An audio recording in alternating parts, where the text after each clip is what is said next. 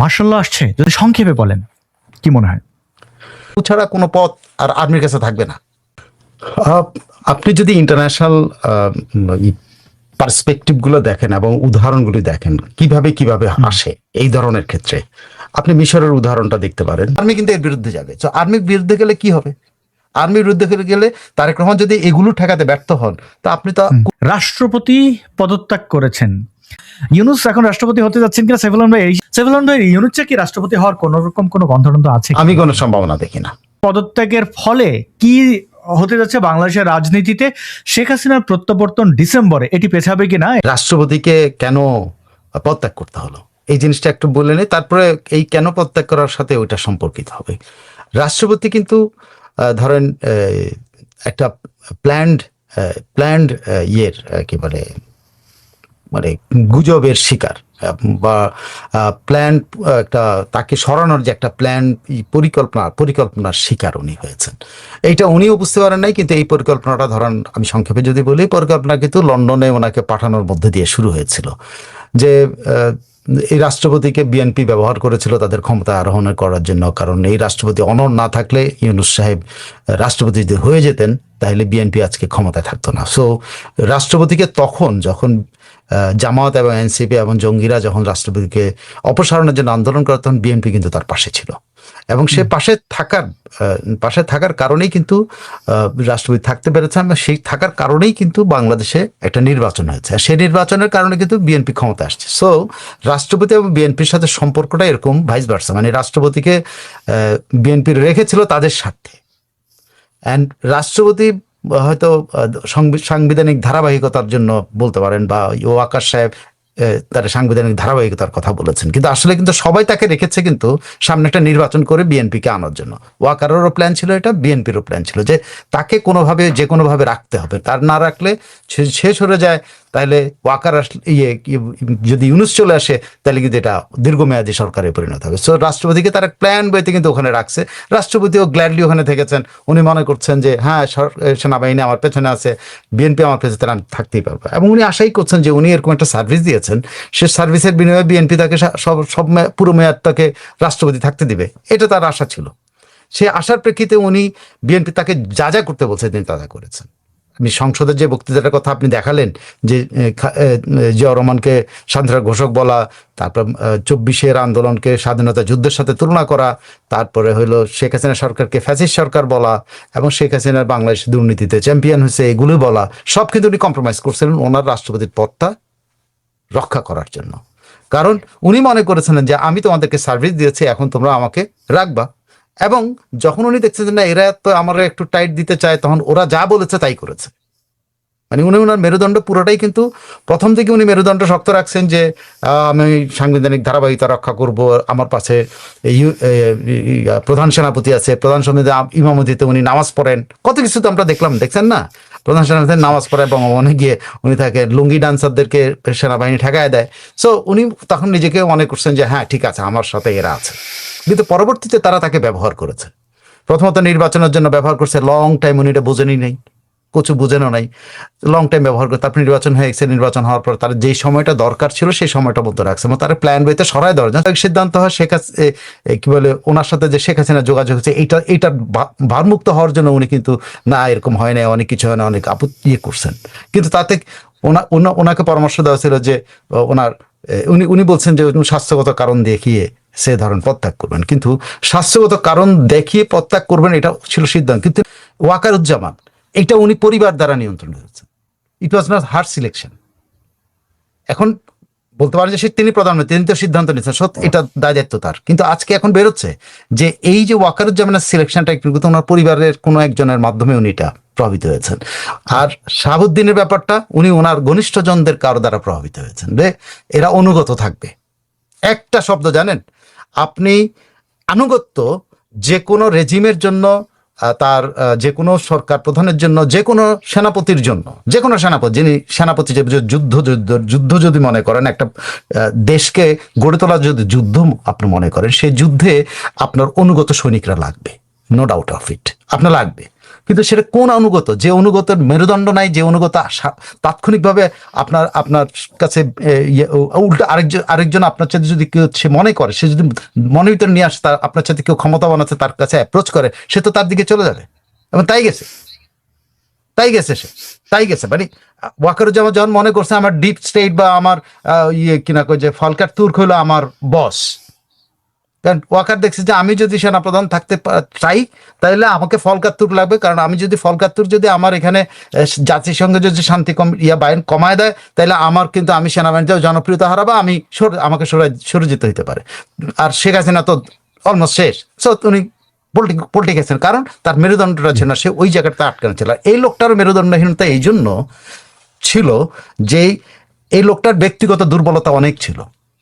কারণ দুর্নীতি দমন কমিশনের আপনি তখনকার সময় খুব আলোচিত হতো, ওনার নামটা চুপ্পু করে সবাই টিটকারি করতো, কিন্তু চুপ্পু এরকম করে টিটকারি করতো, এবং চুপ্পু একটা বাজে শীষের মতো করে আচরণ। আমি অনেক সরি এখন আপনার সামনে বলবো, বারের মধ্যে দেখেছি যারা আমাদের চুপ্পুকে শীষ দিয়ে উচ্চারণ করে, মানে চুপ্পুর সাথে তার ঘনিষ্ঠতা সেরকম বারের মধ্যে বসে আলোচনা করতেছে।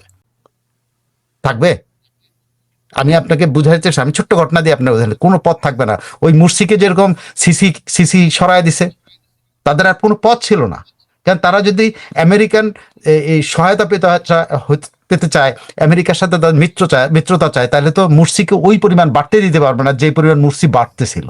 তো বাংলাদেশে তো তাই হচ্ছে এখন। তারেক রহমান কতক্ষণ পর্যন্ত এটা ঠেকাবেন, বাট কতক্ষণে এসে উনি এটাকে বলবেন নো, এনাফ ইজ এনাফ। সে তো বলছে না এনাফ ইজ এনাফ। কি বলে গোর, যিনি এই অঞ্চলের বস, তিনি কিন্তু সরাসরি উনি কিন্তু ট্রাম্পের একদম খুব ঘনিষ্ঠ মানুষ। ট্রাম্প তার মাধ্যমে কিন্তু তিনি কিন্তু ট্রাম্পের কিন্তু এই যে স্টাফ কমিটির, যে হোয়াইট হাউস স্টাফ কমিটি যেটা, সেটার কিন্তু ডিরেক্টর ছিলেন। মানে এই যে পলিটিক্যাল যতগুলি নিয়োগ হয়েছে, প্রায় 6,000 নিয়োগ কিন্তু এই লোকের ভেটিং এর মাধ্যমে, এই লোকের অফিসের ভেটিং এর মাধ্যমে। সো ট্রাম্পের অত্যন্ত ঘনিষ্ঠ জন ছিলেন। তো ট্রাম্পের কানে কিন্তু পৌঁছাবে যে তারেক রহমান কে, ঠিক আছে, যেটা ক্রিস্টেনসেন কিন্তু ট্রাম্পের কানে পৌঁছাইতে পারবে না। ক্রিস্টেনসেন পৌঁছাইতে পারবে কারকে, মার্কো রুবিও পর্যন্ত পৌঁছাইতে পারবে। কিন্তু এই গোর কিন্তু তারেক সম্পর্কে যদি কোনো মন্তব্য করে, সেটা কিন্তু ট্রাম্পের কানে মন্তব্য করবে। সো মোদি এখানে একটা ডিপ্লোম্যাটিক টর্নেডো পাঠিয়েছে, যে টর্নেডো এখন কিভাবে সামাল দিবে এটা তারেক রহমান এবং তার প্রশাসন জানে।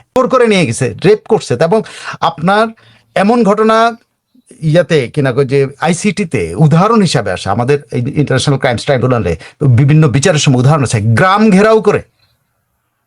ঘেরাও করে গ্রামের সমস্ত যুবতী মেয়েদেরকে ধরে নিয়ে একটা জায়গায় নিয়ে পাকিস্তানি ক্যাম্পের কাছে নিয়ে দিয়ে দিয়েছে। এরা পাকিস্তানিদের সমস্ত সার্কিট হাউসগুলোকে পতিতালয় বানিয়েছিল। মানে পতিতালয় বলতে আমাদের শব্দটা বলা, আমাদের মেয়েদের টর্চার সেল বানিয়েছিল। এবং নিজেদের জন্য এরা বাংলাদেশের ডাক বাংলোগুলোকে তাদের জায়গা বানাইছিল, বিভিন্ন পোস্ট অফিস তারা তাদের স্থান বানিয়েছে, আর গ্যারিসন গুলো তো, ক্যান্টনমেন্ট গুলো তো তারা তাদের এই মেয়েদেরকে ধরে নিয়ে করছেন। এরা সেই এরা তাদের বংশধর, যারা রোকেয়া হলের, যারা শামসুন্নাহার হল মেয়েদেরকে ধরে নিয়ে পাকিস্তানিদের হাতে তুলে দিয়েছে, এটা তো তারা। অথচ সেই রোকেয়া হলের মেয়েরাই কিন্তু এদেরকে ভোট দেয়, সেই শামসুন্নাহার হলের মেয়েরা এদেরকে ভোট দেয়। আপনি করবেনটা কি? আমি আর কোনো কিছু, আমার কথা যারা শুনবে তারা অন্তত এদের ব্যাপারে হবে, অ্যালার্ট হবে, এবং এদেরকে সমাজ থেকে সমাজচ্যুত করার জন্য যা করার করুক। এদেরকে সেকেন্ড ক্লাস সিটিজেন করার জন্য আমার সবসময় আবেদন, আমি সবসময় কথাটা বলি, কিন্তু এদেরকে সামাজিকভাবেও সমাজচ্যুত করার জন্য কিন্তু এখনকার জেনারেশনের দায়িত্ব হয়ে পড়ছে, না হলে তো কারো ঘর কিন্তু সামাল দিতে পারবে না।